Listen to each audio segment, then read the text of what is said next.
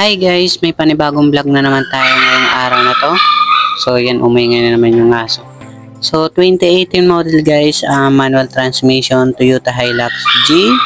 4x2 lang po siya. Ayan guys, nasa 48,000 mileage, okay?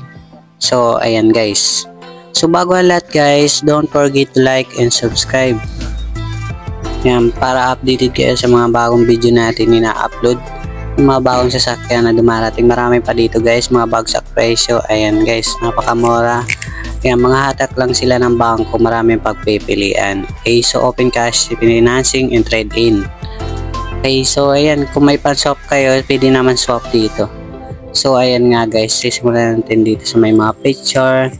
Ayan, maganda yan guys, sariwa din siya.